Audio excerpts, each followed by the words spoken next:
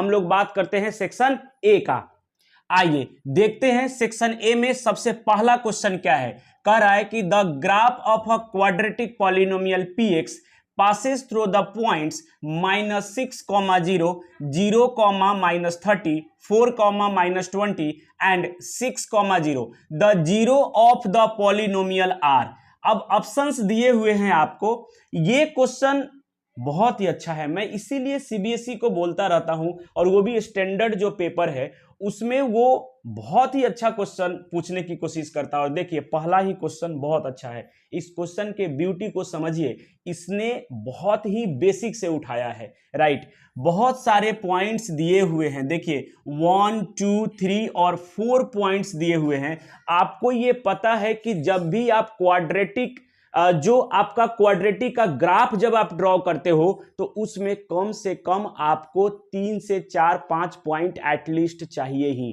2 point से सिर्फ और सिर्फ आप एक स्ट्रेट लाइन ड्रॉ कर सकते हो, लेकिन जब आपको कर्व ड्रॉ करना हो तो आपको कम से कम 5-6 पॉइंट चाहिए ही चाहिए। क्यों?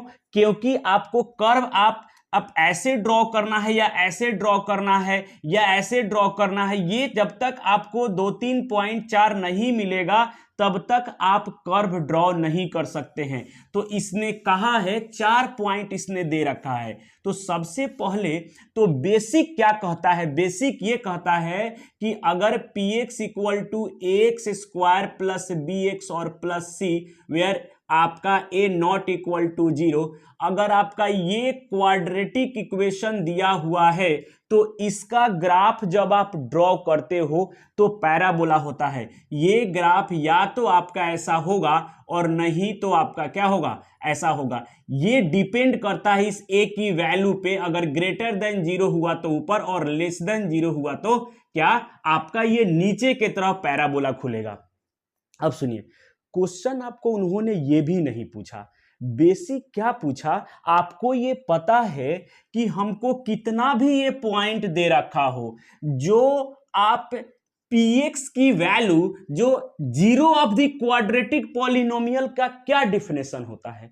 0 ऑफ द क्वाड्रेटिक पॉलिनोमियल का डिफिनेशन क्या होता है कि the value eight which px is 0। तो आपको px कब 0 होगा, यानी px का मतलब y, ये y है, y = ax² plus bx plus c। ये आपका px यानी y कब 0 होगा? y कब 0 होगा बताइए? y आपको कब 0 होता है?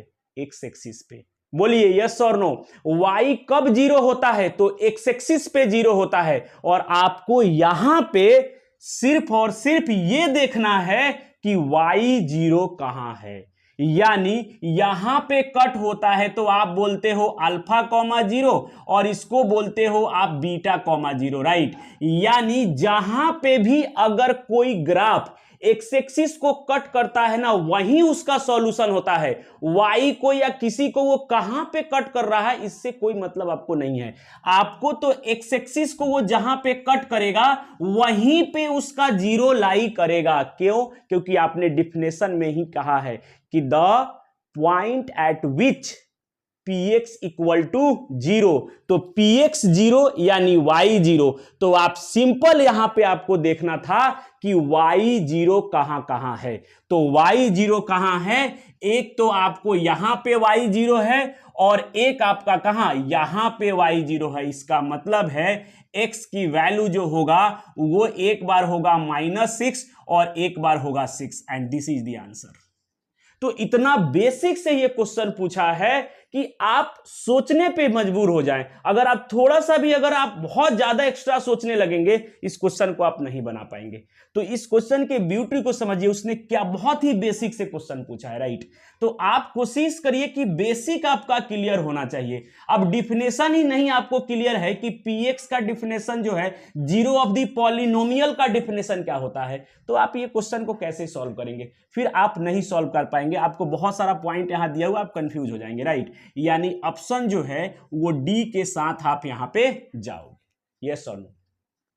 अभी तो क्वाड्रेटिक है, ये क्वेश्चन क्यूबिक में भी आ सकता है, ध्यान से सुनिएगा, ये क्यूबिक में भी आ सकता है। ग्राफ आपका ऐसा ऐसा दिया हो तो ये कितने जगह कट किया, 3 जगह, यानी यहां अल्फा होगा, बीटा होगा और क्या होगा, गामा होगा। तो अगर ये क्यूबिक कहता, अगर ये क्यूबिक कहता तो आपको 3 वैल्यू आपको यहां पे निकलता, तो एक और वो वैल्यू देता, राइट। तो ऐसा क्वेश्चन आपको पूछने की क्या है, संभावना है। तो बहुत बेसिक से क्वेश्चन ये आपको आया है। Next question number 2, the value of K for which the system of equation 3x minus K Y equal to 7 and 6x plus 10y equal to 3 is inconsistent is. यानी अब ये दो सिस्टम ऑफ लीनियर इक्वेशन दिया हुआ है, कौन कौन सा आपको दिया हुआ है, 3x minus K Y equal to 7 और दूसरा दिया है आपका 6x plus 10y equal to 3।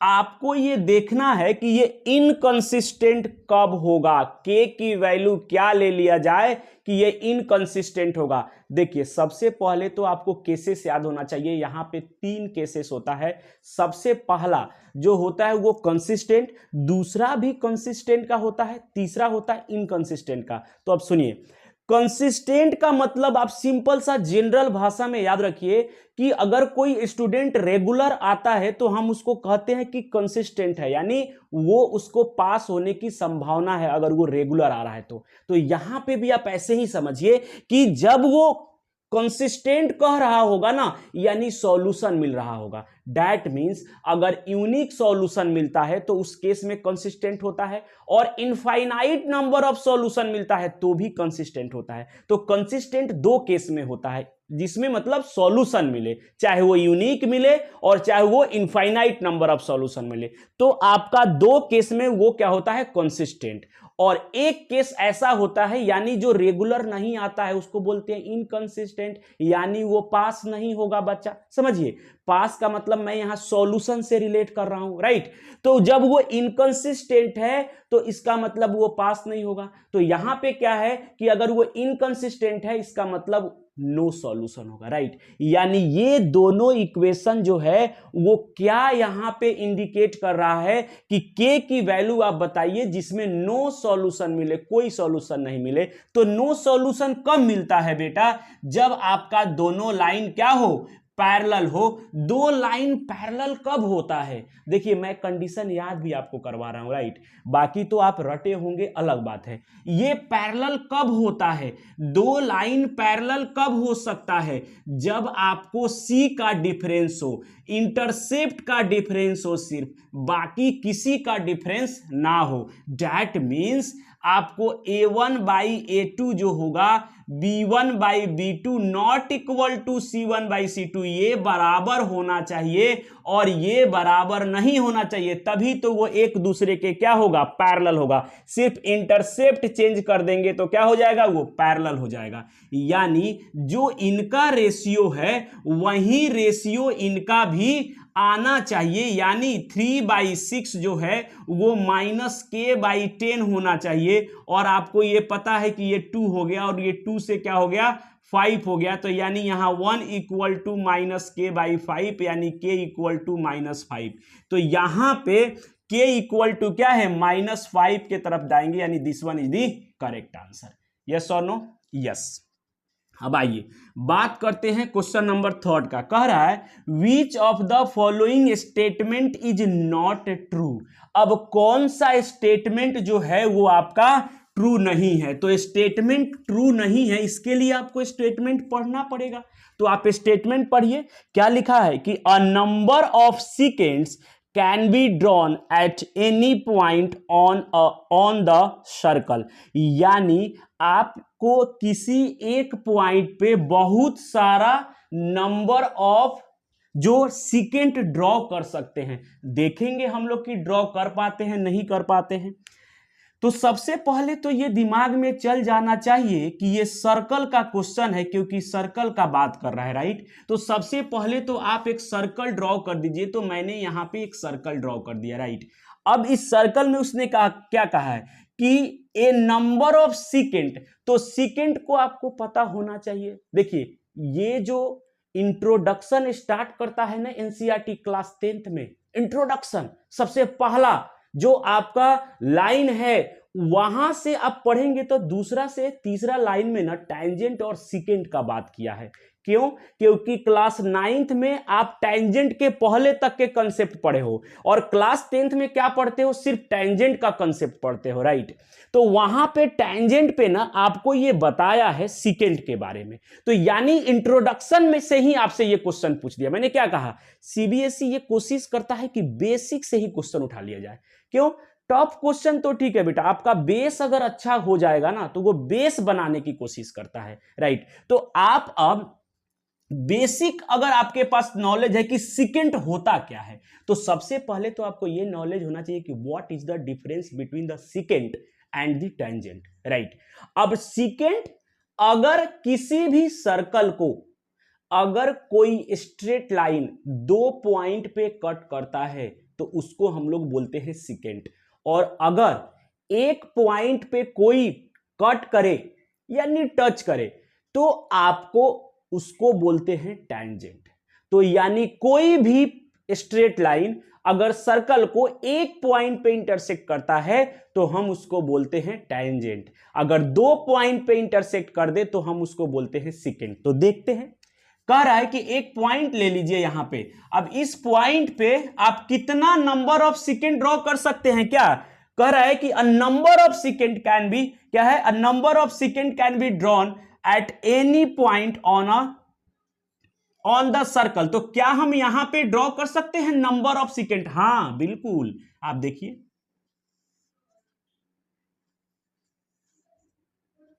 देखिए आप देखिए, जितना चाहे इस पॉइंट पे आप स्ट्रेट लाइन ड्रॉ कर सकते हैं जो 2 पॉइंट को कट करता है। एक यहां कट किया, एक यहां कट किया। तो किसी भी सर्कल को अगर कोई स्ट्रेट लाइन 2 पॉइंट पे कट करता है तो हम उसको बोलते हैं क्या? सिकेंट। तो देखिए ना, इस पॉइंट पे, सिंगल पॉइंट पे बहुत सारा सिकेंट आप ड्रॉ कर सकते हो। यानी ये पहला जो कह रहा है वो सही है। दूसरा, only one tangent can be drawn at any point on a circle. Yes, बिल्कुल करेक्ट है। आपको जब वो इंट्रोडक्शन दे रहा है, एनसीईआरटी का बुक, जब वो इंट्रोडक्शन दे रहा है तो वहां कहा है कि एक पॉइंट पे सिर्फ और सिर्फ हम एक टेंजेंट यहां पे ड्रॉ कर सकते हैं, सिर्फ एक टेंजेंट। और सेकेंड कितना ड्रॉ कर सकते हैं? तो सेकेंड इनफाइनाइट ड्रॉ कर सकते हैं। वहां दोनों डायग्राम ऐसे सेम एज इट इज बनाया हुआ है। तो यानी हम लोग एक पॉइंट पे सिर्फ एक ही टेंजेंट ड्रॉ कर सकते हैं। क्यों? क्योंकि जैसे ही वो दूसरा पॉइंट को कट करेगा ना बेटा, वो सिकेंट बन जाएगा, वो टेंजेंट नहीं रहेगा। तो वहां समझाया गया है पूरा इंट्रोडक्शन में। तो यानी टेंजेंट यानी जैसे ही आप इसको थोड़ा इस पॉइंट में थोड़ा सा भी टिल्ट करोगे, इसको थोड़ा सा भी टिल्ट करोगे तो ये 2 पॉइंट पे कट कर देगा। इसको क्या कर देगा? ये 2 पॉइंट पे कट कर देगा। और जैसे ही 2 पॉइंट पे कट किया तो ये अब टेंजेंट नहीं रहा, क्या है? सिकेंट रहा। क्या हो गया? सिकेंट हो गया। यानी एक पॉइंट पे एक ही टेंजेंट ड्रॉ कर सकते हैं, यानी ये भी सही है। क्यों? अब सही वाला हम क्यों अलग कर रहे हैं? क्योंकि उसने बोला है नॉट, ये ध्यान रखना है। तो ये भी सही है और ये भी सही है। अब पढ़ते हैं सी। कह रहा है अ cord is a line segment joining 2 point on the circle. अब कोई भी सर्कल है, उसमें अगर 2 पॉइंट को अगर आप ज्वाइन कर रहे हो तो ये एक लाइन सेगमेंट हो। लाइन सेगमेंट का मतलब क्या होता है कि किसी भी लाइन का एक पार्ट जो आप कट करते हो, तो ये एक पार्ट ही है ना, यहां से यहां तक, क्योंकि एरो तो आप बताए नहीं हो, राइट। तो यहां से यहां तक क्या है? एक सेगमेंट है जो किसी भी 2 पॉइंट को अगर ज्वाइन करते हो तो बहुत सारा कॉर्ड ड्रॉ कर सकते हो आप, बहुत सारा कॉर्ड ड्रॉ कर सकते हो। ऐसा भी कॉर्ड आप ड्रॉ कर सकते हो, कोई दिक्कत नहीं है। यस और नो? तो जो सबसे लॉन्गेस्ट कॉर्ड होता है ना, वही होता है डाया। तो ऑब्जेक्टिव में ऐसा भी क्वेश्चन पूछ सकता है कि the longest chord of a circle is dash. Option दे देगा dia, radius and so on, right. तो यहां पे 2 पॉइंट को मिलाने वाला कोई भी लाइन सेगमेंट हमेशा क्या होता है? कॉर्ड होता है। तो ये भी बिल्कुल क्या है? करेक्ट है। अब आते हैं, जब ये नॉट कह रहा है और 3 करेक्ट हो गया तो ऑब्वियसली कौन सा आंसर होगा? 4th। लेकिन फिर भी इसको पढ़ के आपको मैं समझाता हूं। कह रहा है कि from a point inside a circle only 2 tangent can be drawn. देखिए क्या कह दिया क्वेश्चन। कह रहा है कि इनसाइड पॉइंट, और आपको इसी में देखिए, इसी में आपको इसी पेपर में एक क्वेश्चन जो है वो दिया हुआ है। कौन सा? आप जब जाएंगे तो वहां पे क्वेश्चन दिया हुआ है कि एक्सटर्नल पॉइंट से हम दो टैंजेंट खींच सकते हैं। देखिए इसी से एक सर्कल का और क्वेश्चन इसी सैंपल पेपर में है आपका, तो हम लोग इस एक्सटर्नल पॉइंट से दो टैंजेंट ड्रॉ कर सकते हैं, वहां पे है। और वो कह रहा है कि इन अंदर के पॉइंट से हम दो टैंजेंट ड्रॉ कर सकते हैं। बताइए, टैंजेंट ये रहा ही नहीं, क्यों? क्योंकि वो सर्कल को क्या कर रहा है, अगर आप यहां टैंजेंट ड्रॉ करने की कोशिश करेंगे तो वो तो कट कर देगा, और जब कट यानी इंटरसेक्ट कर देगा, और इंटरसेक्ट कर दिया आपका तो वो रहा ही नहीं। वो तो सिर्फ क्या होना चाहिए, टच, यानी बाहर से आप दो टैंजेंट ड्रॉ कर सकते हैं, अंदर से कभी ड्रॉ नहीं कर सकते हैं। यस और नो? अंदर से आप कभी भी ड्रॉ नहीं कर सकते। यहीं अगर ये बाहर से कहता तो बिल्कुल सही हो जाता, लेकिन ये अंदर से कह रहा है, तो अंदर से आप कहां ड्रॉ कर लोगे कि ये कट नहीं करे, कट नहीं करे? कहां पे? ऐसा कहां आपको मिल पाएगा सिर्फ टच करने वाला? क्या अंदर से कभी मिल पाएगा? बिल्कुल नहीं मिल पाएगा। यानी यही ऑप्शन जो है वो क्या है, आपका करेक्ट है। यानी ये स्टेटमेंट आपका क्या था, गलत था। यस और नो?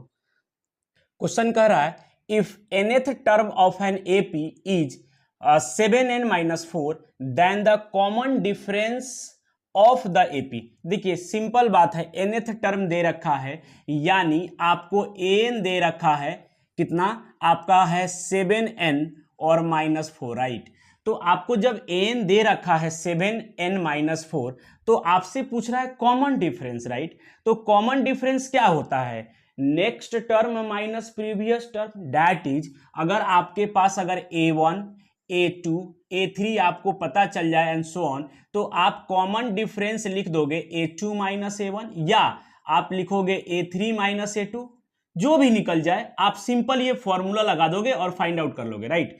तो आपको दिया हुआ है n, जब दिया हुआ है कि n जो है वो 7n-4 है, तो आप n इक्वल टू 1 पुट करेंगे, a1 आ जाएगा क्या, 7 इंटू 1 -4, यानी ये निकल जाएगा आपका 7 -4 हो जाएगा, और ये 3 हो जाएगा, a1 निकल गया। फिर n बराबर 2 पुट कर दोगे तो a2 निकल जाएगा, और आपका a2 आ जाएगा 7 इंटू 2 -4, तो 7 2 जा 14 -4 तो 10 हो गया। तो आपके पास a1 और a2 आ गया, तो कॉमन डिफरेंस क्या लिखोगे, a2 माइनस a1, यानी 10 माइनस आपका 3 and which is equal to क्या, 7। तो आपके पास जो है बहुत ही आसान है, ये 7 आपका क्या हो गया, आंसर हो गया। जब भी ऐसा क्वेश्चन आए, आपको कभी कभी एसएन भी यहां पे दिया रहेगा, और एसएन दे करके आपसे कॉमन डिफरेंस पूछा जा सकता है, ये ध्यान रखना है। उसके बाद एन दे करके भी आपसे कॉमन डिफरेंस पूछा जा सकता है, तो दोनों से आप तैयार रहिए। एन वो दिया है, एसएन मैंने आपको जस्ट बताया कि एसएन से भी आप तैयार रहें, अगर एसएन दिया हो तो कैसे आप निकालेंगे क्या, कॉमन डिफरेंस, ये ध्यान रखिए। आते हैं नेक्स्ट क्वेश्चन पे, कह रहा है कि the radius of the base of a circular cone and the radius of a sphere are each 5 centimetre in length. इसका मतलब है कि सिंपल उसने बात कर लिया कि जो रेडियस ऑफ कोन है वहीं आपका रेडियस ऑफ स्फीयर है, और वहीं आपका कितना है, 5 सेंटीमीटर है। तो ये सिंपल हो गया कि ये आप इसको बोल दीजिए कि हाँ सर ये आर है, टोटल आर है। क्यों? क्योंकि दोनों इक्वल है, तो आप आर मान लीजिए। If the volume of the cone is equal to the volume of the sphere, तो वॉल्यूम ऑफ कोन, तो वॉल्यूम ऑफ कोन क्या होता है, तो वॉल्यूम ऑफ कोन जो है आपको दिया है कि वॉल्यूम ऑफ स्फीयर के बराबर है, राइट? तो वॉल्यूम ऑफ कोन क्या होता है, वॉल्यूम ऑफ कोन होता है 1/3 पाई आर स्क्वायर एच, और ये होता है 4/3 पाई आर क्यूब। तो सबसे पहले तो आपको पाई से पाई कट जाएगा, यस, 3 से 3 कट जाएगा। अब आर स्क्वायर से, क्योंकि आर दोनों का इक्वल है, तो आर स्क्वायर से आपका क्या हो जाएगा, आर क्यूब कटेगा, यहां आर बच जाएगा, यहां बचा एच और यहां बचा आपका 4r। आपसे पूछ रहा है कि हाइट कितना होगा, तो आर की वैल्यू 4 और इंटू आर की वैल्यू 5 दे रखा है, यानी हाइट आपका क्या हो गया, 20 centimetre, and this is the answer. यानी हम कह सकते हैं कि ऑप्शन बी के साथ हम जाएंगे। यस और नो?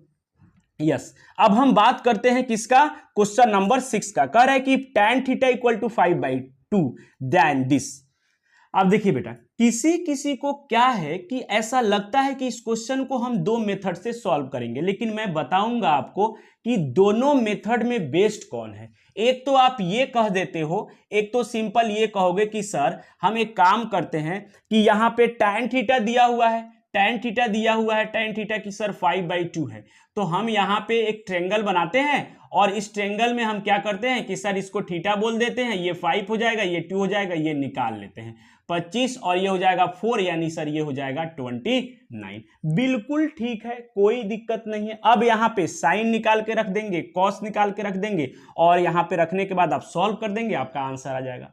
लेकिन आप जरा सोचिए कि क्या आप इसको करते समय क्या आपसे ये 2 मिनट में भी बनेगा? बिल्कुल नहीं बनेगा। आपको अभी लग रहा होगा नहीं सर हम तो बना देंगे। नहीं बेटा, जब आप कैलकुलेट करने जाएंगे ना तो आप परेशान होंगे। रीजन मैं बता रहा हूं, रीजन अपॉन में 20, ये जो है 29 ये रूट में आ गया और ये किसी का रूट तो है नहीं, तो रूट को सॉल्व करने में आपको परेशानी होगा। तो ऐसा जब भी क्वेश्चन आ जाए आपके पास तो आप कुछ नहीं करें, जो यहां दिया हुआ है ना उसको ध्यान रखें। क्या दिया हुआ है? tan थीटा दिया हुआ है, राइट। तो tan थीटा दिया हुआ है तो यहां भी आप tan थीटा लाने की कोशिश करिए। अगर यहां cot थीटा दिया हो तो यहां भी cot थीटा लाने की कोशिश करिए। आप इससे बना लेंगे, कोई दिक्कत नहीं है, आप बिल्कुल बना लेंगे। मैं कह रहा हूं कि ऑब्जेक्टिव में टाइम सेव करने की कोशिश करिए, राइट।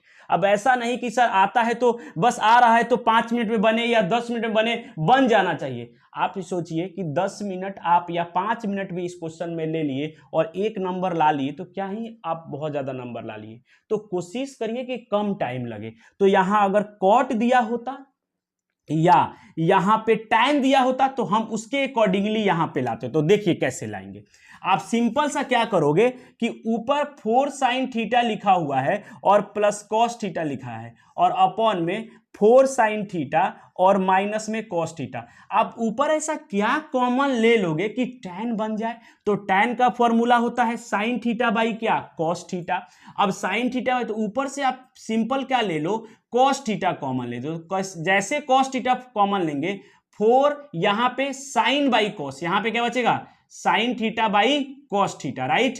और यहां पे बचेगा 1, यस। और यहां भी cos, जब ऊपर cos तो नीचे भी, तो यहां भी 4 sin theta by cos theta. क्यों?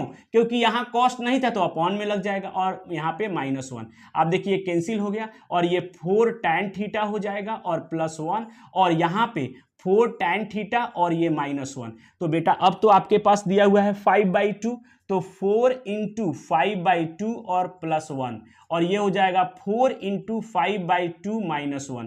तो ये 2 हो जाएगा, ये 2 हो जाएगा, तो 5 2 जा 10 + 1 11 हो जाएगा और नीचे हो जाएगा 5 2 10 -1 यानी 9 हो जाएगा। आप देखिए 11/9 जो है आपका क्या हो गया? आंसर हो गया।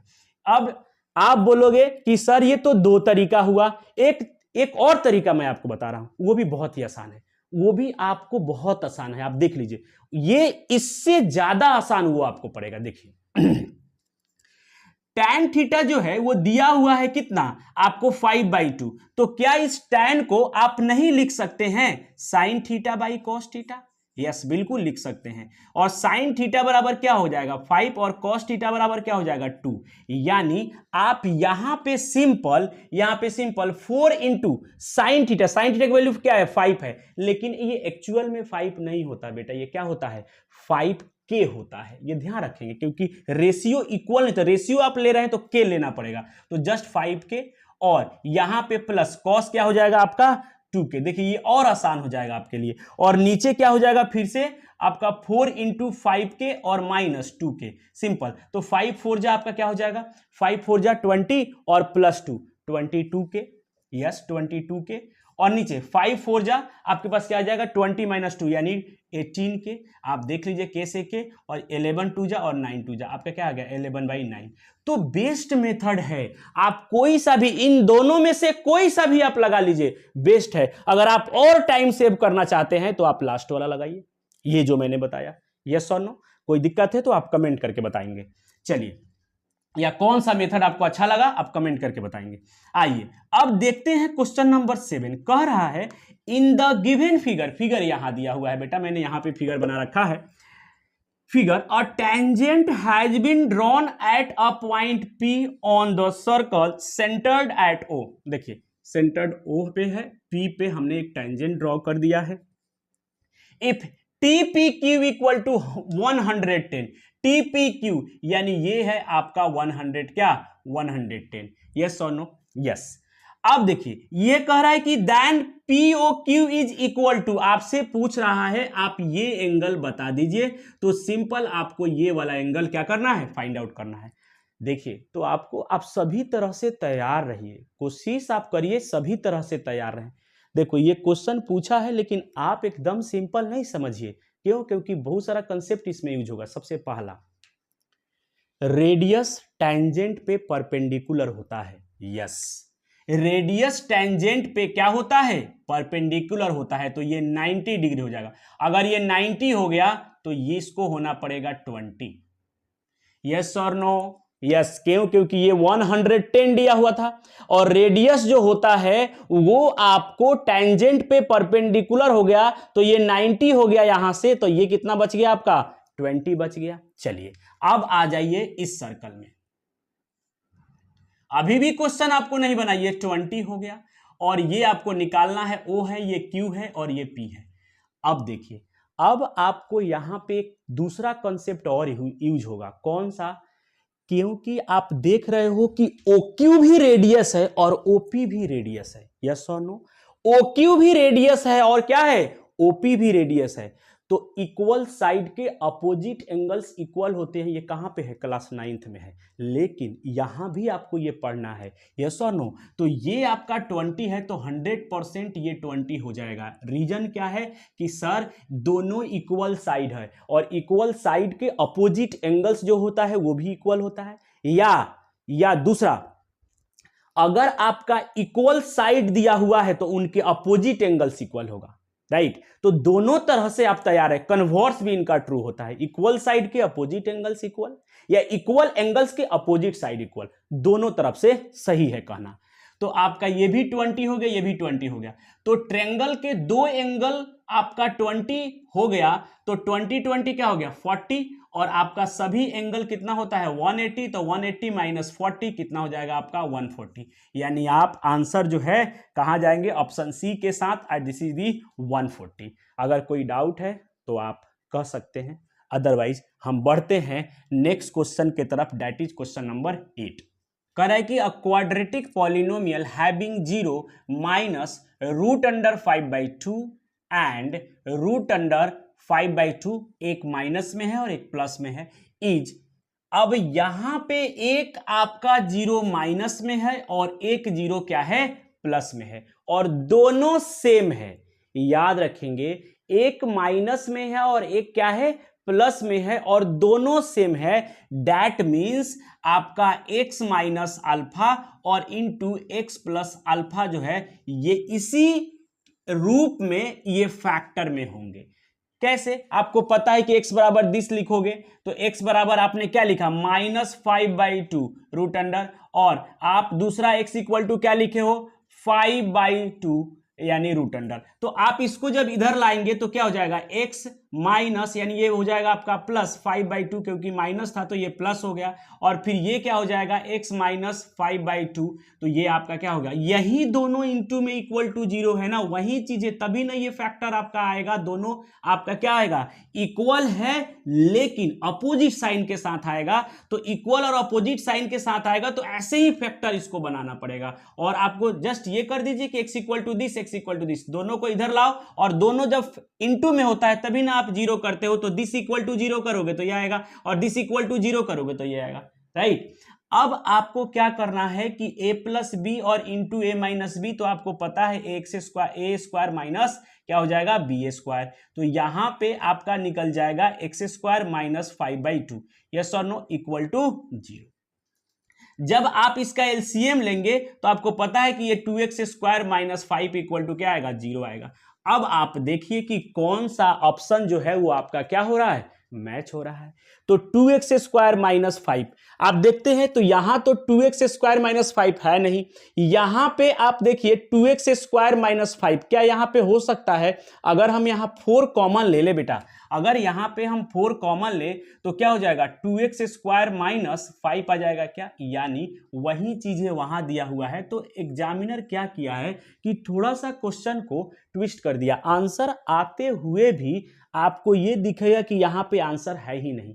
तो ये सैंपल पेपर आपको बता क्या रहा है कि क्वेश्चन जो होता है वो ऐसा नहीं है कि डायरेक्टली वही जो आप बना रहे हो वही आंसर करेक्ट, वही आंसर दिया भी होगा। हो सकता है कि उसमें कुछ मल्टीप्लाई करके भी दिया हो, क्योंकि क्वाड्रेटिक तो है, इक्वेशन जो है उसमें हम कुछ भी मल्टीप्लाई कर सकते हैं। अगर हम इसी क्वेश्चन को पूछे, यहाँ पे तो इसने ये दिया हुआ है, हम यहाँ पे अगर 10 मल्टीप्लाई कर दें तो ये हो जाएगा 20x square minus 50 equal to 0, तो ये भी करेक्ट है।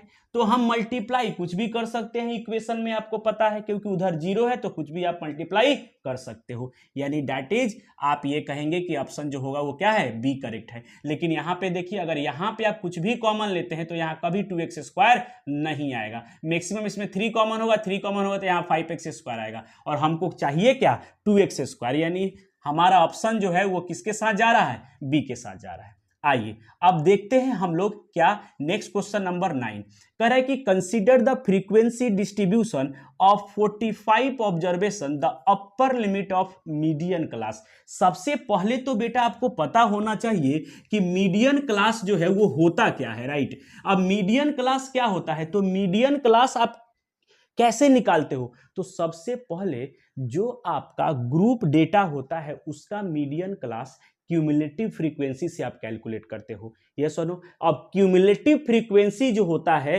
वो आपको बताएगा कि आपका मीडियन कहां पे लाई करेगा। तो सबसे पहले तो आपको n/2 निकालना पड़ेगा। तो n/2 क्या मतलब, सभी फ्रीक्वेंसी का सम। तो वो ऑलरेडी कह रहा है 45 ऑब्जर्वेशन, राइट। तो 45 ऑब्जर्वेशन जब वो कह रहा है तो इसका मतलब है कि n की वैल्यू क्या दिया है, 45 दिया है। तो जब आप यहां पे निकालेंगे n/2, जब आप यहां पे n/2 निकालेंगे तो लगभग आपका 22.5, यानी आपको ये कहा जाता है कि जब आपका फ्रैक्शंस आ जाता है ना n/2 में, तो उससे जस्ट ज्यादा वाला वैल्यू इंटीजर आना चाहिए, क्योंकि नंबर्स होते हैं तो इंटीजर्स आएंगे। तो जस्ट 22.5 से ज्यादा क्या होगा, 23, उससे ज्यादा लिया जाता है, राइट। अब आप ये देखिए कि 23 ऑब्जर्वेशन इसमें कहां लाई करेगा, 23 ऑब्जर्वेशन इसमें कहां लाई करेगा, तो क्यूमुलेटिव फ्रीक्वेंसी निकालिए। तो क्यूमुलेटिव फ्रीक्वेंसी निकालेंगे तो क्या होगा, इसमें आएगा, इसमें तो 5 ही रह जाएगा क्यूमुलेटिव, और यहां पे क्या हो जाएगा, नेक्स्ट में 5 और प्लस 9 कितना हो जाएगा 14, और यहां पे क्या हो जाएगा 15 और 14 कितना आ जाएगा आपका 29, फिर यहां पे कितना आ जाएगा 39, फिर यहां पे कितना आ जाएगा आपका 45, राइट। देखिए ये भी 45, ये दोनों सेम होता है, जो ऐड करते हैं लास्ट में जो आता है वो सेम होता है। अब 23 ऑब्जर्वेशन कहां मिलेगा, देखिए 23 ऑब्जर्वेशन कहां मिलेगा आपको, तो 23 ऑब्जर्वेशन यहां तो आपको मिलेगा नहीं, यहां तक ऑब्जर्वेशन क्या है 14 है। अब 14 के बाद अगर 15 हो, 16 हो, 17, 18, 19, 20, 21, 22, 23, 24, 25, 26, 27, 28 और 29 तक यहां पे आप ऑब्जर्वेशन आपको मिलेगा, और 29 से अगर 30 ऑब्जर्वेशन होगा तब हम यहां पे जाएंगे। लेकिन हमारा क्या ऑब्जर्वेशन है, 23 ऑब्जर्वेशन है, यानी हमारा जो मीडियन क्लास होगा वो कौन हो जाएगा, ये हो जाएगा। अब इस मीडियन में उसने कहा है कि अपर लिमिट बताइए, तो अपर लिमिट क्या है 30 है, तो यानी हम ऑप्शन सी के साथ जाएंगे। तो सबसे पहले आप n/2 कैलकुलेट करेंगे, अगर फ्रैक्शंस में आता है तो जस्ट उससे बड़ी वैल्यू ले लेना है। अगर फ्रैक्शन में नहीं आता, अगर मान लीजिए ये 46 होता, फ्रैक्शन में नहीं आता तो कितना आता 23, तो डायरेक्ट अगर ये फ्रैक्शन में नहीं आया है तो डायरेक्ट ही आप क्या कर लेंगे, आप डायरेक्ट ही वैल्यू देख लेंगे, 23 आ जाता, राइट। लेकिन जब भी फ्रैक्शन आएगा तो उससे ज्यादा आपको वैल्यू लेना है, उससे जस्ट बड़ा जो इंटीजर होगा उससे चेकआउट करना है, यस और नो। तो क्यूमुलेटिव फ्रीक्वेंसी आई थिंक कि आपको पता होगा, पहला में आपको पता है कि 5 फिर 9 ऐड करते जाते हैं, और लास्ट में अगर ये दोनों और ये अगर सेम आ गया इसका मतलब है कि आपने क्यूमुलेटिव फ्रीक्वेंसी सही निकाला है। चलिए अब बात करते हैं क्वेश्चन नंबर 10 का। कह रहा है कि O is the point of intersection of two chords AB and CD of a circle, कह रहा है if BOC equal to 80 degree. याद रखेंगे BOC ये जो है वो 80 डिग्री दिया हुआ है, एंड OA बराबर OD, तो OA बराबर OD मैंने पहले से लगा दिया है कि OA जो है वो OD के बराबर है, राइट। कह रहा है कि देन ODA यानी ये वाला ट्रेंगल और ये वाला ट्रेंगल जो है वो दोनों आपका कैसा ट्रेंगल है, सिमिलर है, इक्विलैटरल है, आइसोसेलस है, ये आपसे पूछा जा रहा है। सबसे पहले ये ध्यान रखिए, कभी भी अगर उसने कहा है कि इंटरसेक्ट कर रहा है O पर, तो आप ये कभी नहीं मानेंगे कि ये सेंटर है। सबसे पहला ध्यान, क्या होता है, बच्चा जल्दी में होता है और वो क्या करता है, उसको मान लेता अच्छा O कह रहा है, O मतलब सेंटर। नहीं, देखिए उसने कहा है O is the point of intersection, वो एक सिर्फ पॉइंट ऑफ इंटरसेक्शन है। दोनों कॉर्ड जो है वो ओरिजिन पे कट करे ऐसा, सॉरी, दोनों जो कॉर्ड है वो सेंटर पे कट करे ऐसा वो नहीं कह रहा है, तो हम नहीं मानेंगे। अगर आपको ज्योमेट्री अच्छा करना है ना बेटा, तो जो कह नहीं रहा है उसको कभी नहीं माना जाता है। अगर माना तब जाता है जब आपके पास प्रूफ हो उसका। तो इसका प्रूफ है क्या कि ये आपको सेंटर पे ही कट करेगा? नहीं है प्रूफ, तो आप नहीं मान के चलेंगे। आप मान के चलेंगे कि ये सेंटर से कहीं और कटा है, तब ये क्वेश्चन को आप सॉल्व करेंगे। आइए देखते हैं पहले सॉल्व कैसे करेंगे। सबसे पहले अगर ये 80 डिग्री है तो बेटा 100% ये 80 होगा। यस और नो? 100% ये आपका क्या होगा? 80 होगा, वर्टिकली अपोजिट एंगल्स। और जब ये 80 होगा तो आपको अभी जस्ट पहले इसी ऑब्जेक्टिव जब हम सॉल्व करा रहे हैं उसी में आपको मैंने एक सर्कल का एक और क्वेश्चन था जिसमें कहा था कि जो आपका अपोजिट इक्वल साइड के अपोजिट एंगल्स क्या होते हैं? इक्वल होते हैं। यानी ये जो है अगर x होगा तो इसको भी x होना पड़ेगा। तो बेटा ये 80 है। अगर हम इस छोटे वाले ट्रेंगल का बात करें, इस छोटे वाले ट्रेंगल का अगर हम बात करें तो ये 80 है, तो ये दोनों मिलके 100 होगा, और 100 होगा तो इसको होना पड़ेगा 50 और इसको भी होना पड़ेगा 50। यस और नो? तो बेटा इसके बारे में तो पता चल गया, इसके बारे में तो पता चल गया कि सर ये जो ट्रेंगल है ये आइसोसेलस है। ये क्लियर हो गया। क्या हो गया? कि ये आइसोसेलस है। रीजन क्या है आइसोसेलस का? क्योंकि दो सर एंगल यहां पे क्या हो गया? इक्वल हो गया। तो आपका दो एंगल इक्वल हो गया और साइड भी ऑलरेडी पहले से इक्वल दे रहा था, तो वो तो आइसोसेलस है। ये ट्रेंगल आइसोसेलस है। तो ऑप्शन कैसे कट करेंगे? दिमाग से। सर इक्विलैटरल वाला तो कंसेप्ट ही गायब हो गया। क्यों? आप बोलोगे सर आप एक ट्रेंगल देख रहे हैं और दोनों को जज कर ले रहे हैं। अरे बेटा उसने दोनों को यूज तो किया है ना। कह रहा है कि ODA OBC equilateral and similar, तो इक्विलैटरल तो है ही नहीं ना, क्योंकि ये दो ही साइड ना इक्वल हो पा रहा है, तो इक्विलैटरल तो है नहीं। तो इक्विलैटरल का ऑप्शन हमारा चला गया। और एक बात है दूसरा क्या, और B option isosceles and similar, isosceles but not similar और नॉट सिमिलर। तो बेटा नॉट सिमिलर दोस्तों, आइसोसेलस जो है यहां पे दिख रहा है कि दो साइड, तो आइसोसेलस के तरफ हमारा ध्यान जो है वो रहेगा। आगे देखते हैं। अब सुनिए, अब आपके पास ये जो है एक बड़ा वाला ट्रेंगल इधर दिया हुआ है। अब ध्यान से सुनिएगा, मैंने क्या कहा कि बेटा क्वेश्चन अच्छा जो है ना तभी बनता है जब वो 9th क्लास को इंक्लूड करे। ये ध्यान रखिए, आप भूलिए नहीं 9th के कंसेप्ट को। अगर आप भूल गए हैं ना तो एक बार आपको रिवाइज करने की नीड है। 9th के कंसेप्ट जो भी आपका सर्कल का कंसेप्ट है उसको एक बार रीड करने की नीड है, अगर आप भूल गए हैं तो ये ध्यान रखिए। अदरवाइज ये क्वेश्चन ऑब्जेक्टिव है, क्वेश्चन छोटा होते हुए भी ये क्वेश्चन आपसे नहीं बनेगा। आप देखिए, अब इनमें और इनमें एक चीज तो कॉमन दिख ही रहा है कि एक एंगल तो है आपका, यानी एक एंगल तो बराबर है। अगर दूसरा कोई और एंगल भी बराबर हो जाता तो हम इसको सिमिलर कह देते, डबल ए सिमिलरिटी से। लेकिन वो आएगा कैसे? क्या इनमें कोई रिलेशन दिया है? बिल्कुल नहीं दिया। क्या इसमें और इसमें कोई रिलेशन दिया है? बिल्कुल नहीं दिया है। क्या इसमें और इसमें कोई रिलेशन दिया है? बिल्कुल नहीं दिया है। तो यानी आपका जो है और कुछ इंफॉर्मेशन नहीं है। आप ये नहीं सोचिए कि ऑब्जेक्टिव क्वेश्चन देखेंगे और बन जाएगा, नहीं। यही तो आपको उलझा दिया। अब इसमें कम से कम 3 से 4 मिनट लगेगा अगर आप कंसेप्ट नहीं जानते हैं तो थोड़ा सा कंसेप्ट पे बेटा ध्यान दीजिए। अब ये एक सर्कल है, हम ऐसे सर्कल जस्ट बना रहे हैं। यहां पे देखिए एक सर्कल है। अब इस सर्कल को अगर आप इस पॉइंट को ज्वाइन कर दें तो आपको पता है कि सेम सेगमेंट में बना हुआ एंगल इक्वल होता है। क्या? अगर आपका ये AC कॉमन कॉर्ड है तो सेम सेगमेंट पे बना हुआ एंगल क्या होता है, बना हुआ एंगल जो होता है वो क्या होता है, हमेशा इक्वल होता है। तो सेम सेगमेंट में ये 50 है तो इसको भी क्या होना पड़ेगा, 50 होना पड़ेगा। यस और नो। अब आपको दो मिल ही गया। अगर आप इसको मिला देते हैं तो फिर ये एंगल और आपको फिर ये एंगल दोनों क्या होगा, ये एंगल और ये एंगल बराबर होगा। तो आपको ये मिलाने की नीड ही नहीं है क्योंकि दो तो ऑलरेडी आपको मिल ही गया। यानी ये 80 है और ये भी 80, तो एक एंगल ये हो गया, ये 50 तो ये 50, एक एंगल ये हो गया। यानी आपको मिल गया कि BOC जो है, BOC बराबर हो गया किसके, DOA के। और दूसरा मिल गया आपको कि दूसरा मिल गया ODA जो है वो बराबर हो गया आपके पास क्या, OBC के।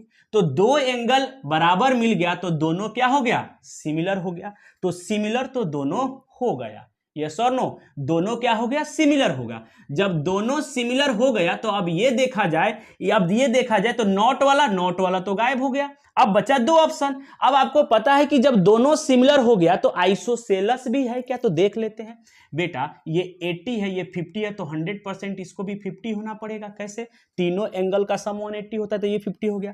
तो दो एंगल और दो एंगल, यहां पे दो एंगल जो है ये इंडिविजुअल देखोगे तो ये साइड और ये साइड बराबर हो गया आपस में इस वाले ट्रायंगल के लिए, BOC के लिए। यानी ये भी आपका आइसोसेलस ट्रायंगल है और ये भी आइसोसेलस ट्रायंगल है और आपस में दोनों सिमिलर भी है।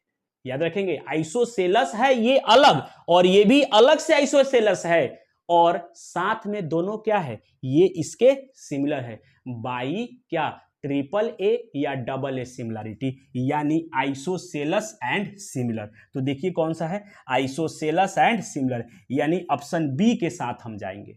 यस और नो, यस। आइए अब देखते हैं नेक्स्ट क्वेश्चन। कह रहा है कि the roots of the quadratic equation x² + x - 1 are. अब इनका जो क्वाड्रेटिक इक्वेशन का रूट्स है उनको आप देखिए।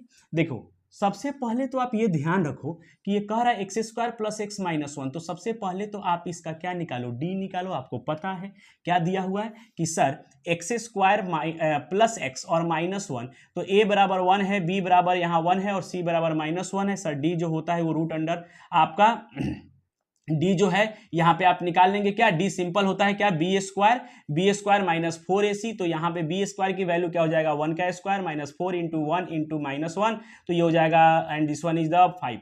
यस और नो, 5 आ गया, यानी d की वैल्यू 5 आ गया विच इज ग्रेटर देन 0।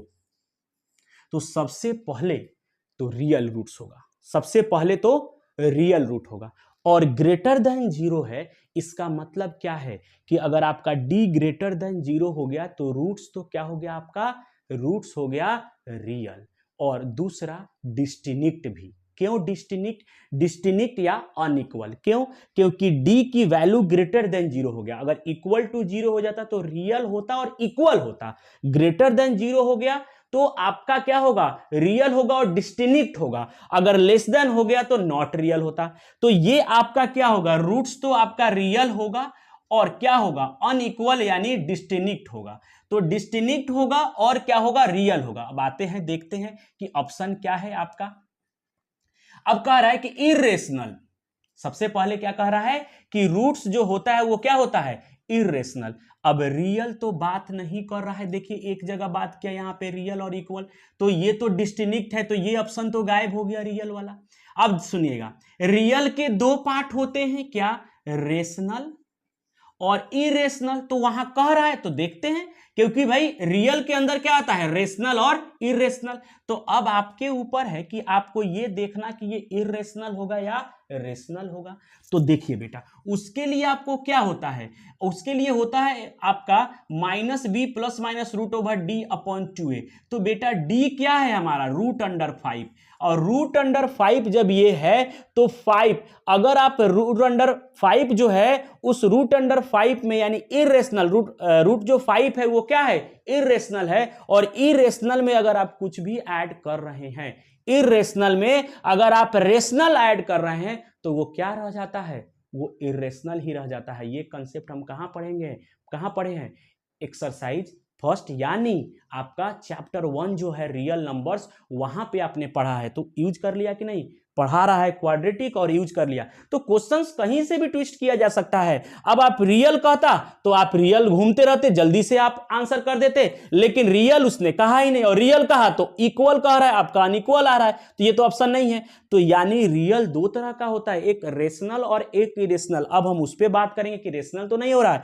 तो √5 यहां पे आएगा, क्योंकि डी की वैल्यू क्या है 5, तो यहां पे √5 आएगा, और √5 क्या है? इरेशनल नंबर है, तो उसके साथ सम करेंगे तो भी क्या रहेगा? इरेशनल रहेगा। दैट मींस हम अब इरेशनल की तरफ जाएंगे, यानी इरेशनल एंड डिस्टिंक्ट। यस और नो? यस। तो आपको आई होप कि ये चीजें जो है वो क्लियर हो गया होगा। क्वेश्चन आप जो सोच रहे हैं स्टैंडर्ड का, उतना आसान नहीं आता है। आपको कंसेप्ट हर जगह बेटा क्या रखना पड़ेगा? ऑन रखना पड़ेगा। देखिए, आप हो सकता है कोई बच्चा ये देखे और कहे कि सर डरा रहे हैं। नहीं, मैं बिल्कुल नहीं डरा रहा हूं। एग्जाम के पहले मैं आपको समझा रहा हूं कि आप कंसेप्ट को पढ़ते रहिए, क्वेश्चन कहीं से भी आ सकता है। तो आप ये नहीं सोचे कि नहीं अरे सर तो कह रहे हैं टफ। टफ बिल्कुल नहीं है, लेकिन कब? जब आप डेली प्रैक्टिस करते रहें और जुड़े रहें, तब आपको टफ नहीं है। अदरवाइज स्टैंडर्ड का क्वेश्चन थोड़ा सा तो बेसिक से अच्छा आता है। आइए अब देखते हैं ये लास्ट क्वेश्चन, और लास्ट क्वेश्चन दैट इज मतलब 12 क्वेश्चन यहाँ पे। तो 12 क्वेश्चन जब देखोगे ना बेटा, तो आप ये नहीं पूछिए क्यों, अरे क्या ही पूछना, थीटा की वैल्यू 30 डिग्री है और 3 tan थीटा पूछा है, तो यहाँ पे रख देंगे तो क्या हो जाएगा, यहाँ पे आप रख देंगे तो आपका आ जाएगा 3 इंटू tan 30। tan 30 की वैल्यू 1/√3, तो आप क्या लिखेंगे इसको, इस 3 को आप लिख सकते हैं √3 इंटू √3 अपॉन √3, तो ये कैंसिल हो जाएगा और क्या आ जाएगा आपका √3। तो ऑप्शन में देखिए √3 नहीं है, ओके, तो यही दिया हुआ है डायरेक्ट ही, तो आगे सॉल्व करने की नीड ही नहीं है। हालांकि आपको ये नहीं देना चाहिए उसको। रीजन क्या है कि इरेशनल नंबर को हमेशा हम क्या लिखते हैं, ऊपर रेशनलाइज करके, तो देना तो √3 चाहिए था, लेकिन ठीक है कोई बात नहीं है, जो दिया है उसी में हम ऑप्शन को क्या करेंगे, करेक्ट करेंगे।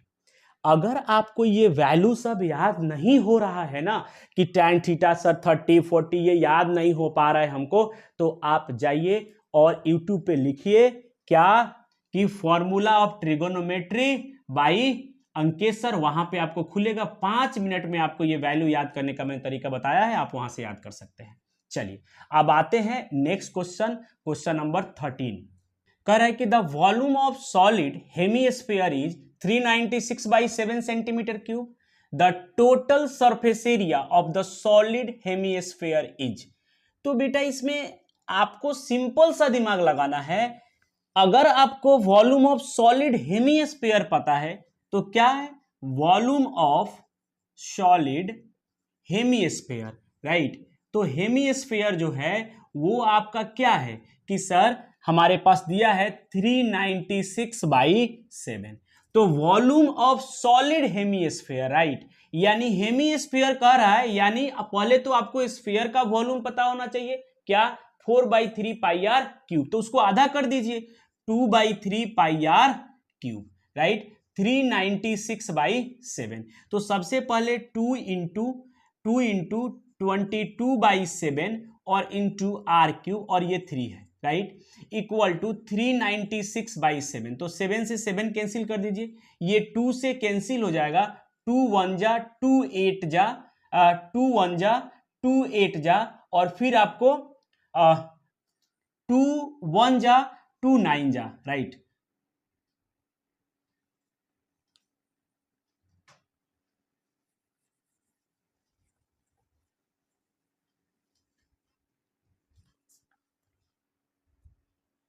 देखते हैं क्वेश्चन नंबर 13। कह रहा है कि the volume of solid hemisphere is 396/7 centimetre cube, the total surface area of the solid hemisphere is. अब यहां पे क्या है कि पहले हेमीस्फीयर का आपको क्या दे रहा है, वॉल्यूम दे रहा है, और उसको आप यूज करके आपको टोटल सरफेस एरिया बता देना है उसी हेमीस्फीयर का, यस और नो। तो आपको पता है कि टोटल सरफेस एरिया जो हेमीस्फीयर का होता है वो आपको 3πr² होता है। वैसे मैं बताऊंगा कैसे होता है, लेकिन फिर भी याद रखा करिए, फॉर्मूला तो आपको याद होना चाहिए 3πr²। और वॉल्यूम ऑफ जो स्फीयर होता है वो होता है आपका 4/3πr³, लेकिन यहां पे हेमी है तो आधा कर दोगे, क्या कर दोगे, 2πr³, राइट। तो सबसे पहले लिखोगे वॉल्यूम ऑफ क्या, हेमीस्फीयर। वॉल्यूम ऑफ हेमीस्फीयर क्या हो जाएगा, दिया हुआ है 396/7, और आपका 4/3πr³ होता है, लेकिन हेमी है तो 2/3 क्या हो जाएगा, πr³ 396/7। तो यहां पे हो जाएगा 2/3 इंटू 22/7 इंटू r³ जो होगा ये हो जाएगा 396/7। आप कैंसिल कर सकते हैं, ये 3 1 जा, 3 9 जा और 3 8 जा, 2 आपका 1 जा, 2 9 जा और 2 8 जा, यस और नो, यस। अब दूसरा बेटा ये जो है ना इससे कैंसिल हो जाएगा, कैसे, आप अगर इसको 9 से मल्टीप्लाई करेंगे तो 9 2 जा 18 और फिर 9 2 जा 18 और 1 19, यानी ये 9 से कैंसिल हो जाएगा, 7 से 7 कैंसिल हो जाएगा, तो यहां पे बच जाएगा r³ इक्वल टू 9, और यहां से आ जाएगा r³ इक्वल टू 27 और 3 का पावर क्यूब, यानी रेडियस जो होगा वो क्या आ गया आपका 3 आ गया। अब आपको क्या निकालना है, टोटल सरफेस एरिया। तो हेमीस्फीयर ऐसा होता है, तो टोटल सरफेस एरिया ये कितना हो जाएगा 2πr², और ये कैसा दिख रहा है, सर्कल दिख रहा है, तो यानी ये πr²। तो टोटल सरफेस एरिया इन दोनों को क्या करोगे, प्लस कर दोगे, यानी TA से ऑफ हेमीस्फीयर, राइट। तो TA से ऑफ हेमीस्फीयर जो होगा वो हो जाएगा कितना, 3πr²।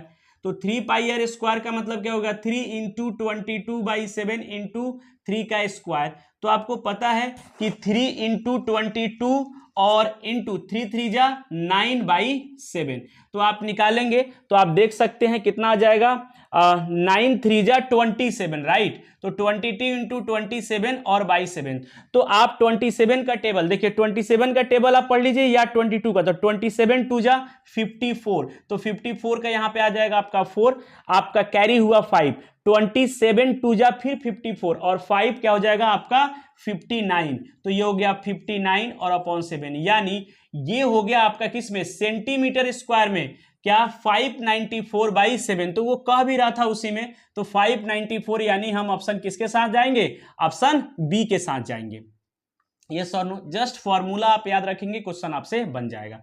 नेक्स्ट क्वेश्चन एक प्रोबेबिलिटी का क्वेश्चन है, और ये भी काफी अच्छा प्रोबेबिलिटी का क्वेश्चन है। थोड़ा सा आप अगर कंसंट्रेट करेंगे तो ये क्वेश्चन आपके लिए आसान है और बहुत जल्दी बन जाएगा। देखिएगा, उसने कहा है कि इन अ bag containing 24 balls, 4 are blue, 11 are green and the rest are white. One ball is drawn at random. The probability that drawn ball is white in color. Simple बात है, जो आप बॉल निकाल रहे हो ना उसका कलर व्हाइट होना चाहिए, यानी आपका फेवरेबल कंडीशन क्या है, व्हाइट बॉल, सिंपल। तो आपको पता होना चाहिए कि व्हाइट बॉल कितना है, टोटल तो 24 है, टोटल क्या है 24 है। आपको पता है कि प्रोबेबिलिटी जो व्हाइट बॉल का आप निकालोगे तो favourable outcomes upon total outcomes, तो टोटल आउटकम्स तो 24 है, क्योंकि उसने कहा है कि कंटेनिंग 24 बॉल्स। अब उसमें 4 बॉल आपका ब्लू हो गया और 11 आपका ग्रीन हो गया, तो 4 और 11 कितना हो गया आपका 15 हो गया। अब टोटल 24 है, तो 24 में से 15 को माइनस कर दोगे तो आई थिंक 9 आएगा, राइट। तो सिंपल बात हो गया कि सर ऊपर व्हाइट बॉल 9 है तो फेवरेबल हमारा 9 हो गया, तो 9 बाई, तो ये कट जाएगा आपका 3 से, तो 3 3 जा और 3 8 जा, यानी 3/8 आपका क्या हो गया, सिंपल आंसर हो गया। तो ऑप्शन आप बी के साथ जाएंगे, यस और नो, कोई दिक्कत नहीं है, बहुत ही आसान चीज है। अगर वही कहता कि ब्लू बॉल का बता दो तो आपका फेवरेबल कंडीशन 4 हो जाता, क्योंकि यहीं 4 में से निकलेगा आपका बॉल तो वो ब्लू होगा, और टोटल 24 है तो 1/6 आ जाएगा। तो यहाँ पे 1/6 भी आंसर दिया हुआ है कि थोड़ा सा भी अगर आप मिस्टेक किए तो आंसर आपके सामने। और पता है आपको ना 11 वाला भी आंसर दिया होगा, देखिए दिया है ना 11/24, तो थोड़ा सा भी आप गलती करोगे तो आंसर क्या हो जाएगा, बदल जाएगा। तो लेकिन मैंने यहां पे क्यों सिखाया, क्योंकि 11 अगर ग्रीन के बारे में पूछता तो ये आंसर दे देते, अगर आपका ब्लू के बारे में पूछता तो ये आंसर देते। व्हाइट के बारे में इसलिए पूछा है क्योंकि वो व्हाइट बॉल का ना डायरेक्टली नहीं दिया था नंबर, आपको कैलकुलेट करना था ना उसके बाद बनाना था।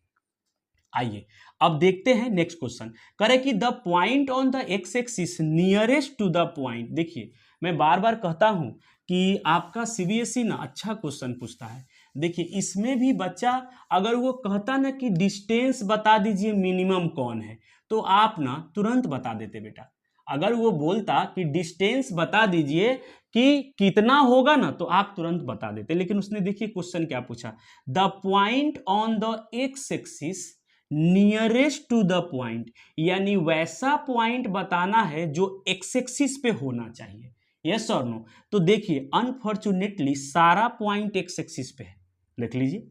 एक्स एक्सिस का मतलब क्या होता है, वाई जीरो। देखिए यहाँ वाई जीरो, यहाँ वाई जीरो, यहाँ वाई जीरो, यहाँ अनफॉर्चुनेटली सारा जो है वो एक्स एक्सिस पे है। अब ये देखना है कि इससे पास में कौन है, इससे जो है वो पास में कौन है। The point on the x axis nearest to the point this, इस पॉइंट के नियरेस्ट पे कौन पॉइंट है जो एक्स एक्सिस पे लाई कर रहा है। इस चारों में से आपको ऑप्शन देना है।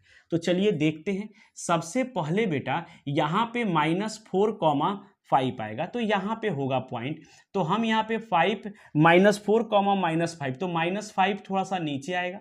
यहां पे मान लेते हैं -5 और यहां मान लेते हैं -4 और यहां मान लेते हैं -5, राइट। तो ये कुछ ऐसा आएगा, ये यहां पे आएगा क्या, -4,-5। तो बेटा ध्यान से सुनिए, -5 यहां पे क्या लाई करेगा, 0,-5, यहां पे क्या लाई करेगा, -4,0 और यहां पे क्या लाई करेगा, 0,0। तो हमने 3 पॉइंट तो ऑलरेडी दिखा ही दिया। देखिए 0,0 दिखा दिया, -4,0 दिखा दिया, -5,0 दिखा दिया। इसको मैंने अभी नहीं दिखाया है कि ये, क्योंकि पता है देखो ये √41 है ना, तो √41 जो है वो कितना आएगा, अप्रोक्सीमेशन कर लो, लगभग 6-7 आएगा तो 49 होता है, यानी 6 पॉइंट समथिंग आएगा। कोई बात नहीं, तो 6 पॉइंट समथिंग है, वो भी पॉजिटिव, तो कहीं इधर होगा 6 पॉइंट समथिंग, हम छोड़ देते हैं, ठीक है, यानी 6 पॉइंट समथिंग आएगा। अब देखिए नियरेस्ट कौन है, तो ये तो 100% नियरेस्ट नहीं है, क्योंकि आप देख रहे हो कितना दूर, उससे नजदीक तो यही है। सोचो, अरे भाई ये जो पॉइंट है उससे तो पास में ये और ये है, तो ये तो होने से रहा, यानी ये ऑप्शन तो आपका ऐसे भी कैंसिल आउट हो गया, है ना। नियरेस्ट बताना है, अब नियरेस्ट बताना है तो इन दोनों का आप ये पॉइंट कितना है, यहां पे डिस्टेंस कितना है 5, और ये डिस्टेंस ये डिस्टेंस आपका कितना है 4 है, ये डिस्टेंस कितना है आपका 4 है, और ये डिस्टेंस आपका कितना है, तो ये डिस्टेंस 5 है। तो यानी ये वाला पॉइंट का, यानी यहां से लेकर के यहां तक का डिस्टेंस 5 है, और यहां से लेकर के यहां तक का डिस्टेंस क्या है बेटा, 4 है। तो सिंपल सोचिए, और ये डिस्टेंस कितना है, ये डिस्टेंस कितना है, तो ये निकल जाएगा √ क्या, देखिए ना 4 का स्क्वायर और 4 का स्क्वायर करोगे इन दोनों के बीच में अगर हम निकालें तो ये 41 आएगा, राइट। √ क्या हो जाएगा 41। तो देखो दिमाग लगाओ, ये 4 है, इससे क्या है, ये 5 है, तो नियरेस्ट किससे है, नियरेस्ट तो इसी से है ना, नियरेस्ट किससे है, ये जो है इससे है। लेकिन अब ये पॉइंट क्या आपको दिया है, देखिए क्या ये पॉइंट दिया है, यहां पे दिया है, देख लीजिए ये -5,0 दिया हुआ है। क्या दिया हुआ है, -5,0 दिया हुआ है। तो क्या ये -5 है, यहां पे नहीं है ना, तो ये तो पॉइंट था ही नहीं, यहां पे हम तो यहां पे पॉइंट था ही नहीं, तो इसके लिए यहां देखें तो पॉइंट था ही नहीं, तो ये तो पॉइंट जब नहीं है, तो अगर ये होता तो सबसे मिनिमम ये था। तो दूसरा वो तो एक्स एक्सिस पे कह रहा है ना, तो वाई वाला पॉइंट तो आपको लेना ही नहीं था। अब बच गया इन तीनों पॉइंट में, तो ये तो ऑलरेडी नहीं था। अब इन दोनों में पास में कौन है, तो ये डिस्टेंस कितना है बेटा, ये डिस्टेंस है 5, और ये डिस्टेंस कितना है √41। तो √41 अभी ना बात की कि लगभग जो क्या होगा, लगभग वो 6 पॉइंट समथिंग होगा। तो यहां से यहां ये 6 है, और ये डिस्टेंस कितना है 5 है, तो 5 वाला ज्यादा करीब हुआ ना, यानी -4,0। यस और नो। तो थोड़ा सा आपको दिमाग तो लगाना पड़ेगा। आप दिमाग लगाएंगे आंसर बिल्कुल आपको मिलेगा। लेकिन अब कोई कहता है नियरेस्ट पॉइंट यानी डिस्टेंस फार्मूला।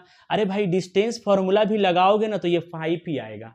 यस और नो? क्यों 5 आएगा? ये और ये तो 0 हो जाएगा तो यही ना बचेगा। तो डिस्टेंस फार्मूला लगाओ या कुछ भी लगाओ ये 5 ही आएगा। और ये डिस्टेंस फार्मूला लगाओगे तो 4 का स्क्वायर प्लस 5 का स्क्वायर कितना हो जाएगा? 41। तो 41 तो क्या है, ये ज्यादा डिस्टेंस हुआ ना, तो पास में तो यही है।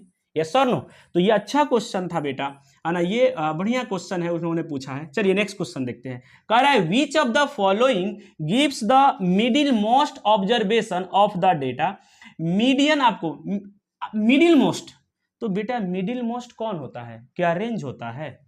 रेंज मिडिल मोस्ट होगा। रेंज तो ये बताता है कि मैक्सिमम और मिनिमम में डिफरेंस कितना है, तो ये तो है। चलिए मोड तो ये बताता है कि कौन सा नंबर कितनी बार आया है। सबसे ज्यादा बार आने वाली वैल्यू को क्या बोलते हैं? मोड बोलते हैं। तो ये थोड़ी मिडिल मोस्ट दे रहा है। चलिए मीन क्या है? मीन भी नहीं दे रहा है। मीन तो एवरेज देता है ना बेटा। क्या देता है वो? एवरेज देता है, राइट। तो सबसे मिडिल मोस्ट जो होगा वो क्या होगा? मीडियन होगा। मीडियन हमेशा मिडिल मोस्ट वैल्यू ही देता है। चलिए क्योंकि आपको पता है कि अगर 1 2 3 4 5 दिया हो तो सबसे मिडिल वाली वैल्यू क्या होता है? मीडियन यही हो जाएगा। क्या हो जाएगा? मीडियन। और अगर 6 तक है तो दोनों का एवरेज यानी बीच में। तो हमेशा मीडियन वैल्यू कौन देता है? हमेशा आपका मीडियन ही मिडिल मोस्ट वैल्यू देता है। आइए देखते हैं अब नेक्स्ट क्वेश्चन 17। कह रहा है कि a point on the x axis divide the line segment joining the points A 2, -3 and b 5, 6 in the ratio 1:2 the point is। देखिए सबसे पहले तो आपको ये ध्यान देना है, ऐसे क्वेश्चन जो है ये दो तरह से पूछा जाता है। अभी तो एक्स एक्सिस डिवाइड कर रहा है, कभी कभी वाई एक्सिस डिवाइड करता है। तो ये ध्यान रखेंगे कि जब एक्स एक्सिस डिवाइड करेगा तो वहां वाई 0 होगा, और जब वाई एक्सिस डिवाइड करेगा तो वहां पे क्या 0 होगा? वहां पे एक्स 0 होगा। तो यहां पे क्या है? एक्स एक्सिस डिवाइड कर रहा है, यानी ये जो दो पॉइंट है 2, -3 और ये जो आपका b है 5,6 इसको 1:2 रेशियो में डिवाइड कर रहा है एक्स एक्सिस यानी x, 0। वहां पे y क्या हो जाएगा? 0 हो जाएगा। तो सिंपल बात है बेटा, y क्या आना चाहिए? 0 आना चाहिए। और थोड़ा सा देखिए, हमेशा जो है मैं कहता हूं कि आप क्वेश्चन बनाते समय या आप वीडियो देखते समय आप कॉपी और पेन लेकर के बैठें और क्वेश्चन को खुद पहले सॉल्व करें, ताकि आपको पता चलेगा ना कि क्या प्रॉब्लम हमको आ रहा है, और उस प्रॉब्लम को हम यहां जब सॉल्व करेंगे तो आपके दिमाग में वो और सेट होगा। यस और नो? अब देखिए यहां पे जब वो कह रहा है कि एक्स एक्सिस कट कर रहा है तो y 0 होगा, 100% y 0 होगा। तो यानी ये तो ऑप्शन ऐसे भी नहीं होगा क्योंकि y यहां 0 नहीं है, ये ऑप्शन वैसे भी नहीं होगा क्योंकि y यहां पे 0 नहीं है। तो इसका मतलब क्या है? इन्हीं दोनों में से कोई एक आपका क्या होगा? ऑप्शन होगा। तो चलिए x निकालते हैं। तो x का फॉर्मूला क्या लिखते हो? mx2 + nx1 और अपॉन m + n। सिंपल। तो mx2, m की वैल्यू कितना है? 1:2 है, तो ये m की वैल्यू है और ये किसकी है? n की। तो आप क्रॉस मल्टीप्लाई करते हो तो क्या होगा? x, तो m इंटू 5 यानी 5m। तो 5m हो जाएगा। तो 5m का मतलब हो गया 5 × 1 प्लस, अब n इंटू x1 तो यानी 2 × 2 और अपॉन क्या? 1 + 2। तो ये कितना हो जाएगा? 5 1, तो ये हो गया 5 और प्लस 2 2 जा 4 और अपॉन 3, तो ये हो जाएगा 9/3 यानी 3 आ गया। यानी आप x की वैल्यू 3 आ गया और y 0 ही होगा, यानी 3, क्या होगा? 0। तो हमने वैसे भी पहले भी कह दिया था कि इसमें से तो कोई आना नहीं है, इसी में से कोई एक आना है, यानी दिस वन इज द क्या? आंसर। यस और नो? यस। तो क्वेश्चन को बनाते समय थोड़ा सा आपको ध्यान रखना है। आइए अब देखते हैं बेटा नेक्स्ट क्वेश्चन। क्वेश्चन नंबर 18 कह रहा है कि a card is drawn from a well shuffled deck of playing card, the probability of getting red face card is. सबसे पहले तो आपको प्लेइंग कार्ड के बारे में जो है, सबसे पहले आपको प्लेइंग कार्ड के बारे में नॉलेज होना चाहिए। तो प्लेइंग कार्ड जो है वो दो तरह से होता है, एक तो आपका रेड रहता है और दूसरा आपका क्या होता है? ब्लैक होता है। अब रेड ये टोटल जो है ये 52 रहता है, रेड और ब्लैक में ये इक्वल में डिवाइड रहता है, तो 26 रेड होता है और 26 आपका ब्लैक होता है। अब ये रेड जो है वो आपका दो पार्ट में डिवाइड रहता है, 13 का 13 का, ये भी दो पार्ट में डिवाइड रहता है, 13 और 13 का। तो ये 13 जो होता है रेड आपका क्या होगा, डायमंड होगा, और ये क्या होगा आपका, ये होगा आपका एक डायमंड हो गया और दूसरा हो गया हार्ट। फिर यहां एक होता है स्पेड और दूसरा होता है क्लब। अब इसमें क्या होता है, एक इक्का होता है, फिर 2 3 और करके 10 तक, फिर जैक और फिर किंग और फिर क्वीन, राइट। यहां भी सेम, यहां भी सेम, यहां भी सेम, लेकिन वो इधर गया ही नहीं। क्या, वो इधर नहीं गया है, कहां पे है, ऊपर ही है। तो आपको उसने कहा है कि रेड फेस कार्ड, तो रेड तो आपके पास 26 है, तो यानी फेवरेबल कंडीशन आपका क्या हो गया, फेवरेबल कंडीशन आपका हो गया 26 और टोटल कितना है 52, तो ये 2 से यानी 1/2 जो होगा वो आंसर हो गया। अगर ब्लैक भी पूछता तो आपका 1/2 ही आंसर होता, वो भी 26 है, यस और नो। और इधर अगर पूछता, इक्का पूछता, तो 4 इक्का होता है, टोटल 52, तो 1/13 हो जाता। अगर रेड एक का पूछता तो 2 ही रेड एक का होता है, तो 2 कितना हो जाएगा आपका 52। तो अलग अलग तरह से क्वेश्चन पूछ सकता है, ब्लैक पूछता तो और रेड पूछता तो दोनों का आंसर 1/2 है, तो हम यहां पे क्या जाएंगे, 1/2 के साथ चले जाएंगे। आइए अब देखते हैं आपका क्वेश्चन नंबर 19 और 20, ये दोनों जो है वो एसर्शन और रीजन होता है। देखो बेटा, आपको अगर देखा जाए ना तो टफ होता है एसर्शन और रीजन। क्यों, क्योंकि बच्चा जो है वो कभी कभी आपको फाइंड आउट तो कर लेता है कि हाँ एसर्शन और रीजन करेक्ट है, लेकिन ना वो correct explanation and so on थोड़ा सा प्रॉब्लम होता है। तो देखते हैं, मैं आपको समझाने की कोशिश यहाँ पे करूंगा 2 ही क्वेश्चन से, और शायद हो सकता है आपको क्लियर हो वो चीजें। देखिएगा, कह रहा है एसर्शन, कह रहा है HCF of any 2 consecutive even natural numbers is always 2। अब ये देखिए एक नया क्वेश्चन आपके सामने आ गया। वो इस तरह के क्वेश्चंस हमेशा सीबीएसई बनाने की कोशिश ही करता है स्टैंडर्ड में कि कुछ नया दिखे। उसने कहा कि 2 कंजिक्यूटिव नंबर्स का जो है नेचुरल नंबर का, और वो भी इवन, उनका हमेशा जो है वो आपका एचसीएफ 2 ही रहेगा। अगर कोई नंबर दे देता, एचसीएफ पूछ लेता, तो आपको बहुत आसानी से बन जाता, क्योंकि आप एचसीएफ निकाल देते, लेकिन ये थोड़ा सा ट्विस्ट कर दिया है। अब कोई भी 2 नंबर कह रहा है ना, तो आप भी ले लो जो आपके मन में हो। हम यहां पे ले रहे हैं 4 और 6। आप अब 4 और 6 क्या है, लगातार लेना है, ये ध्यान रखना है। ऐसा नहीं एक 4 लेना है एक 8 लेना है, नहीं ऐसा नहीं करना है। आप एक 4 लिए एक 6 लिए, या एक 6 लीजिए और एक 8 ले लीजिए, या एक 2 लीजिए और एक 4 लीजिए, कोई भी लगातार ही इवन नेचुरल नंबर लेना है, राइट।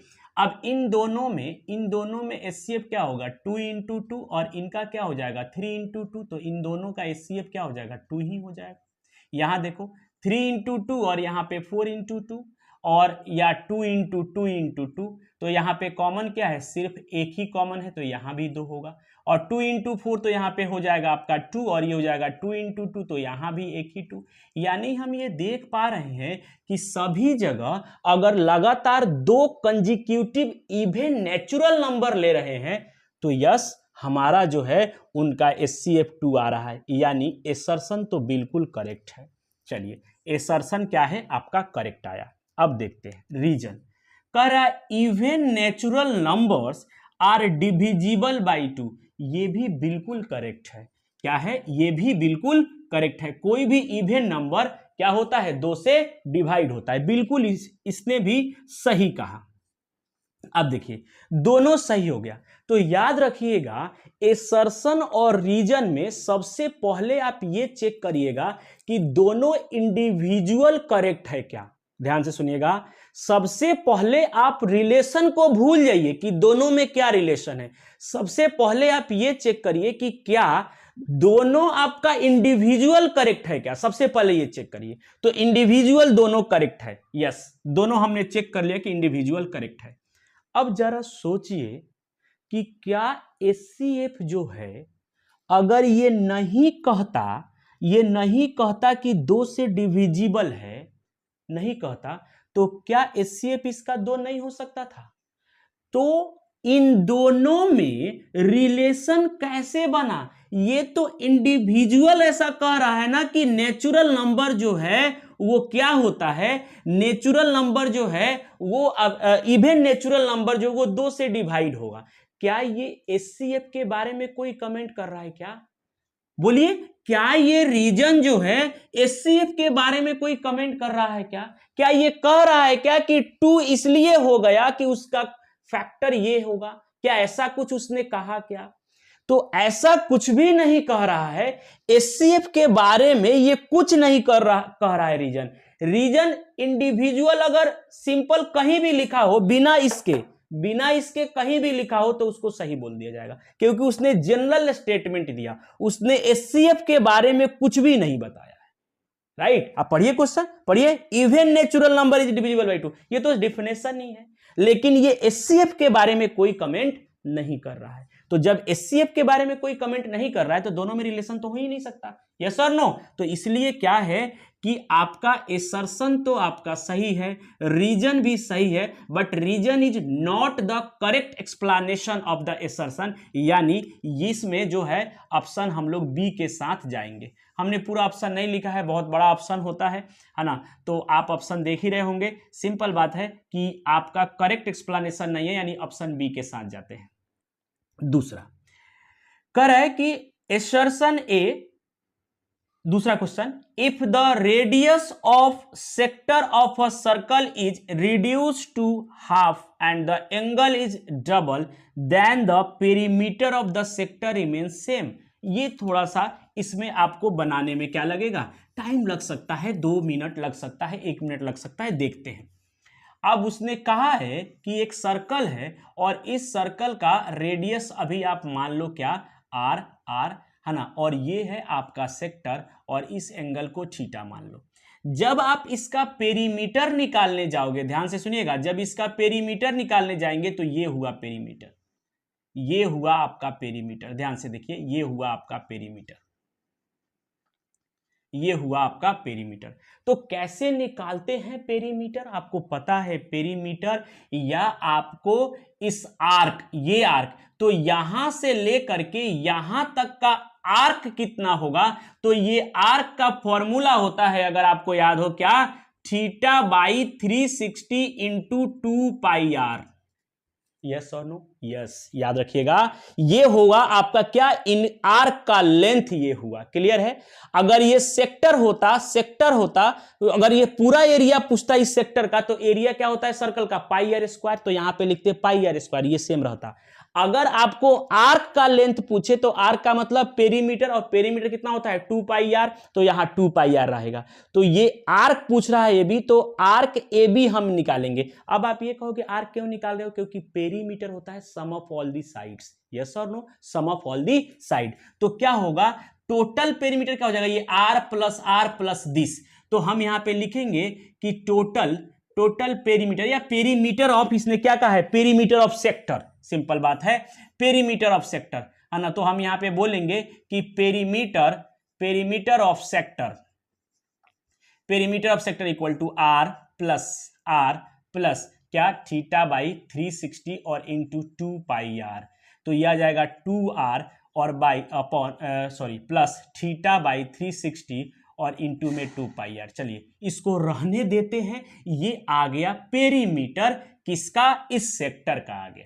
अब आगे क्या कह रहा है कि रिड्यूस, कह रहा है कि इसके रेडियस को, सर्कल के रेडियस को अगर हाफ कर दिया जाए और and the angle is double, और इस एंगल को डबल कर दिया जाए, तो क्या ये चेंज नहीं होगा? तो लेट्स चेक कि हो रहा है या नहीं हो रहा है, क्या दिक्कत है, चेक कर लेंगे।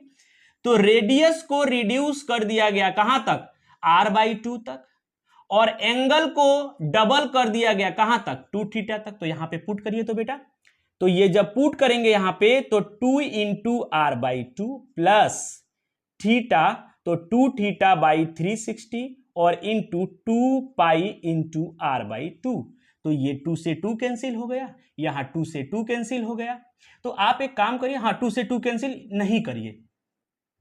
नहीं करिए 2 से 2 कैंसिल, काहे, क्यों पता है, कॉमन लिया जाएगा। चलिए 2। तो अब क्या करिए, जरा कॉमन लीजिए, कितना, सिर्फ 1/2, सिंपल। अब देखिए तो यहाँ पे क्या आ गया, 2r, कंपेयर करना था, और यहाँ पे आ गया आपका कितना, 2 थीटा और बाई 360 और इंटू 2πr। अब ध्यान से देखिए बेटा, ध्यान से, ये 1/2 है, एक तो 1/2 हो गया, तो डिफरेंट तो यहीं कर दिया, क्या ये 2r, तो 2r के जगह पे है, ठीक है। थीटा बाई 360 के जगह पे क्या हो गया, 2 थीटा। एक तो ये सेम नहीं होने दे रहा है, और दूसरा ये 1/2 मल्टीप्लाई है, ये सेम नहीं होने दे रहा है। इसका मतलब है कि जब ये आप काम किए तो क्या आपका पहले वाला पेरीमीटर और अभी वाला पेरीमीटर क्या दोनों सेम रहा, बिल्कुल भी नहीं, यानी आपका एसर्शन तो हो गया क्या, गलत। आइए अब बात करते हैं रीजन का। इंडिविजुअल चेक करना है, पहले इंडिविजुअल चेक किया जाता है, तब देखा जाता है रिलेशन। तो आपको दिख ही गया कि ये तो वैसे भी गलत हो गया, है ना। तो ए और बी ऑप्शन तो नहीं होगा, क्योंकि ए कहता है करेक्ट एक्सप्लेनेशन है, दोनों सही है, और करेक्ट एक्सप्लेनेशन है। बी कहता है क्या, कि दोनों सही है बट करेक्ट एक्सप्लेनेशन नहीं है, तो ए और बी तो होगा नहीं, क्योंकि असर्शन गलत हो गया। अब आइए, कह रहा है कि the length of the arc subtending angle theta at the centre of a circle of radius r equal to pi r theta by 180, यानी लेंथ ऑफ आर्क। तो बेटा लेंथ ऑफ आर्क तो यही हम निकाल लिए हैं। तो देखिए तो कि ये लेंथ ऑफ आर्क जो है क्या इतना आ रहा है, चेक करते हैं, लेट्स चेक। तो ये देखिए तो ये कैंसिल होगा तो 180 आएगा, तो ये theta by 180 into pi r. तो दिख तो रहा है कि लगभग ये दोनों, दिख रहा है कि दोनों क्या है, सेम है। देखिए theta by 180 into pi r, theta by 180 into pi r, यानी ये इक्वल हो गया क्या, तो ये इक्वल हो गया। और इक्वल होने के बाद हम ये कह सकते हैं कि रीजन क्या है, करेक्ट है। रीजन क्या है, करेक्ट है, यानी हम ऑप्शन डी के साथ जाएंगे। क्यों, ऑप्शन डी में रहता है आपका कि assertion is false but reason is true. तो ऑप्शन डी के साथ जाएंगे, यहां पे हम ऑप्शन किसके साथ जाएंगे, डी के साथ जाएंगे। तो बेटा ये है आपका टोटल ऑब्जेक्टिव